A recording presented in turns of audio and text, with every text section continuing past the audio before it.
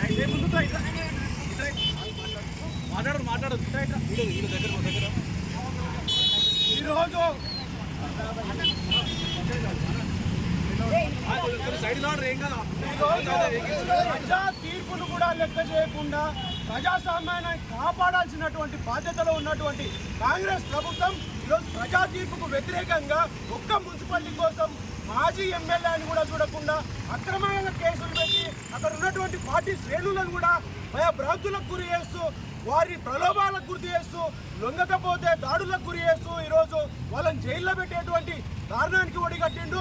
ఖబర్దార్ ముఖ్యమంత్రి అనేసి హెచ్చరిస్తా ఉన్నాం, ఖబర్దార్ మంత్రి వివేక్ అనేసి హెచ్చరిస్తా ఉన్నాం. పరిస్థితులు కనుక ఇట్లనే ఉంటే రాష్ట్ర వ్యాప్తంగా కూడా కాంగ్రెస్ పార్టీ శ్రేణులు, కాంగ్రెస్ పార్టీ నాయకులు కూడా ఈరోజు రాష్ట్రంలో తిరగలేని పరిస్థితిని తీసుకొస్తామనేసి హెచ్చరికలు జారీ చేస్తా ఉన్నాం. ఖబర్దార్ ముఖ్యమంత్రి అనేసి డౌన్ డౌన్ ముఖ్యమంత్రి. ఈరోజు బాల్క సుమన్ గారిని అరెస్ట్ చేసి జైలుకు పంపించడం మేము టీఆర్ఎస్ విద్యార్థులందరూ ఈరోజు ఎంపీ వివేక్ గారిని, అదేవిధంగా రేవంత్ రెడ్డి యొక్క దిశలో తెలియజేయడం.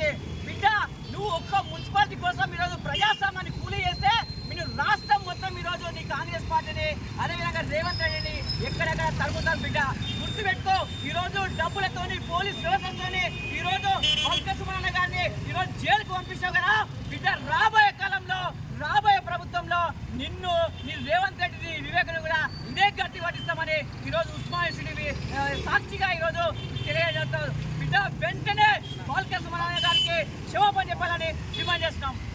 ఈరోజు మున్సిపల్ ఎలక్షన్లో ప్రవేశంలో బద్దంగా 10 సీట్లు గెలిచి 4 సీట్లు సిపిఐ మద్దతుతో 14 సంపూర్ణ మద్దతు ఉన్నప్పటికీ కూడా అధికార దాహంతో, అధికార బలంతో, డబ్బుతో ఇవాళ వివేకు, ఎంపీ మంత్రి వివేకు ఇవాళ పోలీసు భుజాల మీద తుపాకీ పెట్టి కాల్చే ప్రయత్నం చేస్తూ ఉన్నాడు.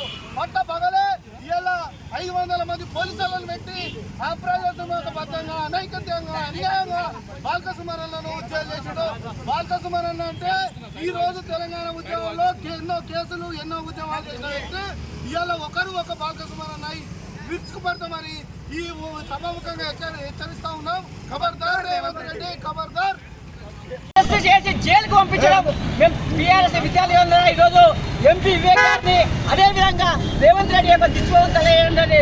బిడ్డ నువ్వు ఒక్క మున్సిపాలిటీ కోసం ఈరోజు ప్రజాస్వామ్యాన్ని కూలి చేస్తే మీరు రాష్ట్రం మొత్తం ఈరోజు నీ కాంగ్రెస్ పార్టీని అదేవిధంగా రేవంత్ రెడ్డిని ఎక్కడెక్కడ తరుగుతారు. బిడ్డ గుర్తుపెట్టుకో, ఈరోజు డబ్బులతోని పోలీస్ వ్యవస్థతోని ఈరోజు బాల్క సుమరన్న గారిని ఈరోజు జైలుకు పంపించావు కదా బిడ్డ. రాబోయే కాలంలో రాబోయే ప్రభుత్వంలో నిన్ను నీ రేవంత్ రెడ్డి వివేక్ను కూడా ఇదే గతి పట్టిస్తామని ఈరోజు ఉస్మానియా యూనివర్సిటీ సాక్షిగా ఈరోజు తెలియజేస్తూ బిడ్డ వెంటనే బాల్క సుమరన్న గారికి క్షమాపణ చెప్పాలని డిమాండ్ చేస్తున్నాం.